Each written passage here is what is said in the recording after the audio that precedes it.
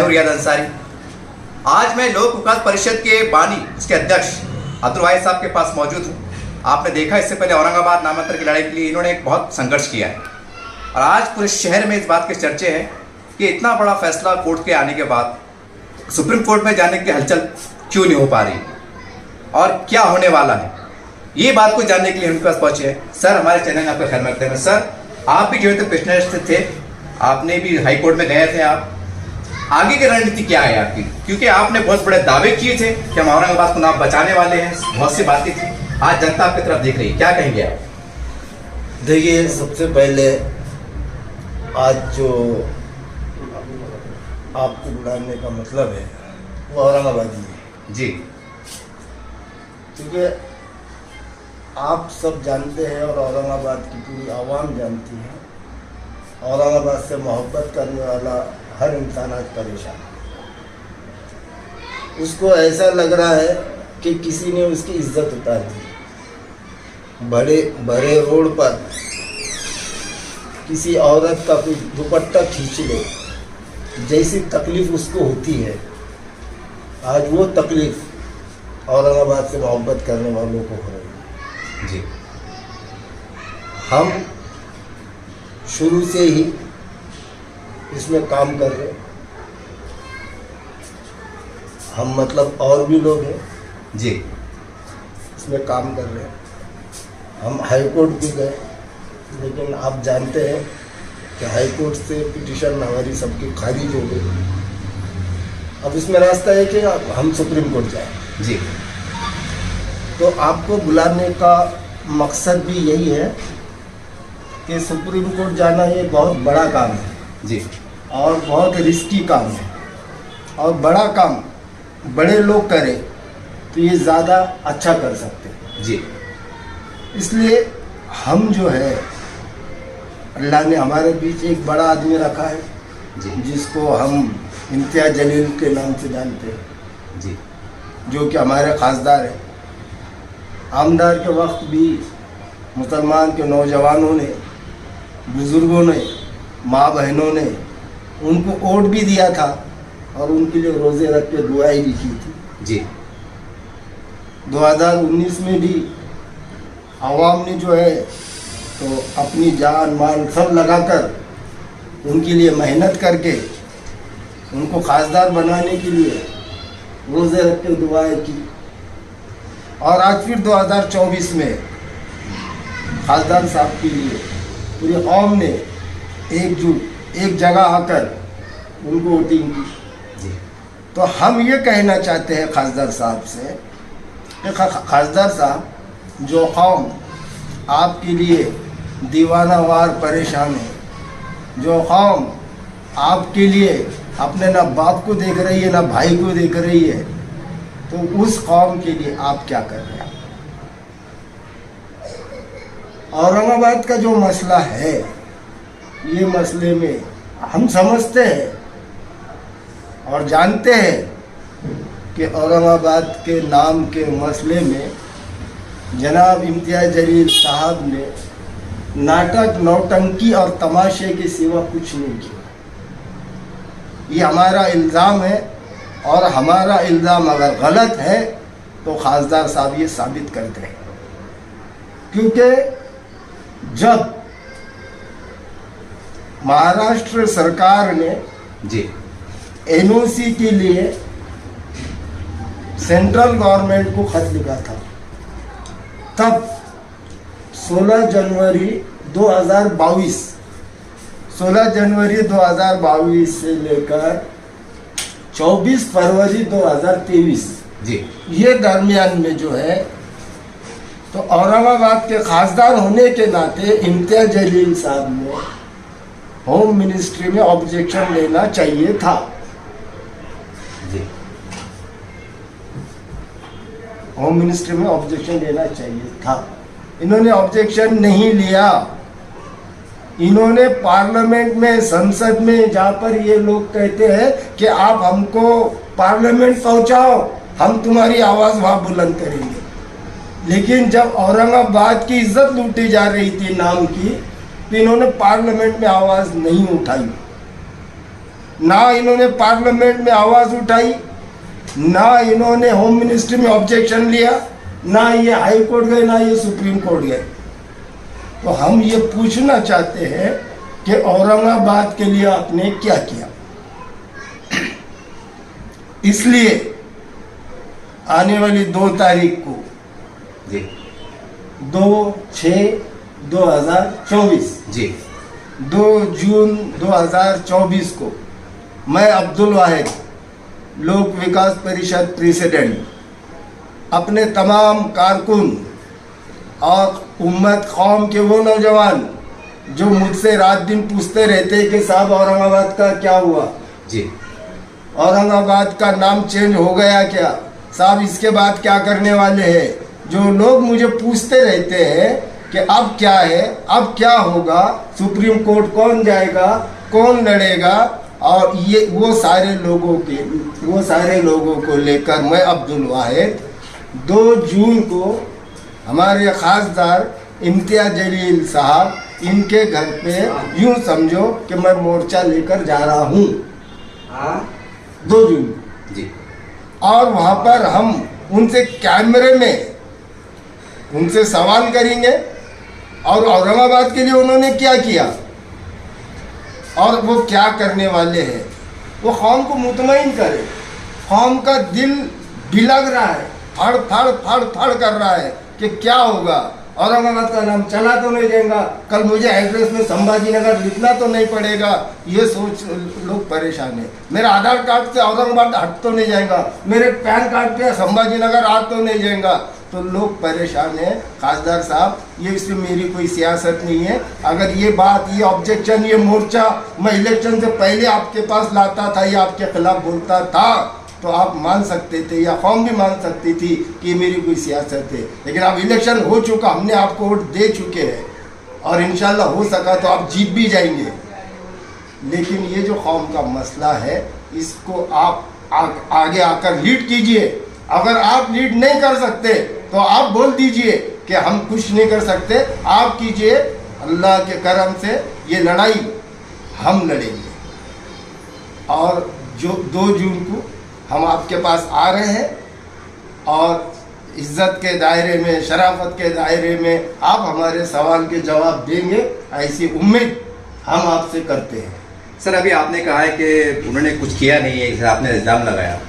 पूरे औरंगाबाद शहर ने, महाराजवाड़े ने एक नज़ारा भी देखा है, कलेक्टर के सामने उनका एक बड़ा धरना मोर्चा, और कहना है कि खासदार साहब ये लीड कर रहे थे और तमाम लिहाज पार्टी के लोग भी थे। मेरे ख्याल इसमें आप भी आके गए, सारी बात हुई। तो आपको लगता है साहब कि वो भी एक तरह की मेहनत थी, वो भी कहने की उन्होंने आवाज़ उठाई, जैसा आपने कहा कि कुछ नहीं कर, ये भी तो कुछ करे का एक दायरे में आता है ना साहब। देखिए, रोड पर उछल कूद, आंदोलन, धरना, मोर्चा, उपोषण, ये वो लोग करते रहते जो इख्तिदार में नहीं है, जो पार्लियामेंट में बोल नहीं सकते। हम नहीं जा सकते पार्लियामेंट में क्योंकि कौम ने हमको चुन के नहीं दी जी।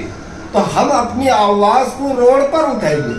लेकिन इम्तियाज जलील साहब को कौम ने चुन के दी थी, इनका काम था पार्लियामेंट में अपनी आवाज़ को उठाए। रोड पे चिल्लाने के लिए हम है ना, हम जिनके पास कोई पद नहीं है, जो आमदार नहीं है, खासदार नहीं है, तो ऐसे लोग रोड पे बोलेंगे। और जो आमदार है, खासदार है, वो सदन में बोलना चाहिए, उन्होंने हाई कोर्ट में बोलना चाहिए, राष्ट्रपति के पास बोलना चाहिए, प्रधानमंत्री के पास बोलना चाहिए। ये राष्ट्रपति को उन्होंने एक भी खत लिखा नहीं, इन्होंने प्रधानमंत्री को एक भी खत लिखा नहीं, इन्होंने पार्लियामेंट में आवाज़ उठाई नहीं, ये हाई कोर्ट में गई नहीं, ये होम मिनिस्ट्री में ऑब्जेक्शन लिया नहीं, और रोड पर आप क्यों तमाशे कर रहे हो? उससे क्या हासिल हुआ?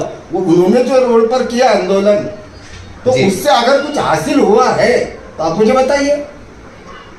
ऐसा मैं एक बात पूछने जा रहा हूँ, जब आप कोर्ट में जाते थे मुंबई के अंदर, तो अब जैसा आपने कहा कि हमारे खासदार हैं, तो कभी फ़ोन पे या कभी उससे कुछ बातचीत होती थी कि साहब हम कोर्ट में गए हैं, या आपकी कोई मदद, कोई मशवरा, कोई ऐसा हौसला अफजाई की बात, एक अपना ये, क्योंकि इसके अंदर राजनीति है ही नहीं, ये सबके विकार का मसला है, ऐसी कोई बात होती? खासदार साहब ने औरंगाबाद के ताल्लुक से मैं समझता हूँ कि किसी से भी कभी भी फ़ोन पे कोई भी बात नहीं की, ना ही उन्होंने कभी हालचाल जानने की कोशिश की, ना ही उन्होंने पिटिशनरों को कभी इज्जत दी। वो उनके अनानियत में है, पता नहीं किस बात का घमंड है। जैसे घमंड मोदी को है वैसे घमंड हमारे खासदार साहब को भी है। और वक्त और अल्लाह हर किसी का घमंड को चूर चूर कर देता है। वक्त आएगा तो इनका भी घमंड टूट जाएगा और ये कौम की दिल से इज्जत, क़यादत इन्होंने करना चाहिए। ऐसी दुआ भी हम अल्लाह से करते हैं, क्योंकि सियासत सब कुछ नहीं है साहब, सियासत ख़त्म हो जाएंगी। आप आज खासदार हैं, कल नहीं रहेंगे, लेकिन ये कौम हमेशा है और कौम हमेशा रहेगी। आप कौम के लिए दिल से काम कीजिए। कौम आपको बहुत मासूम कौम है और ये कौम आपके तरफ बहुत उम्मीद भरी निगाहों से देखती है कि हमारे खासदार हमारे लिए कुछ करेंगे। कीजिए साहब, आप कीजिए, हम आपके साथ हैं। कौम के लिए कीजिए। और सबसे पहले आज सब हर किसी नौजवान को, बुजुर्गों को, माँ बहनों को सिर्फ औरंगाबाद नहीं बल्कि पूरे भारत के लोग आज इस बात का इंतज़ार कर रहे हैं कि औरंगाबाद रहेगा कि औरंगाबाद का नाम बदल जाएगा।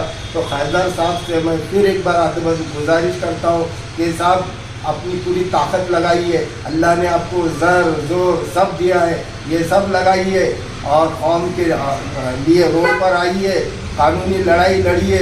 ये कौम ने आपको पलकों पर बिठाया है, ये कौम आपको फिर सर पर बिठा देगी, लेकिन हमारा औरंगाबाद नाम ये बचाइए। हमको औरंगाबाद नाम वापस लौटा कर दीजिए साहब, आपसे फिर आपको गुजारिश करता हूँ।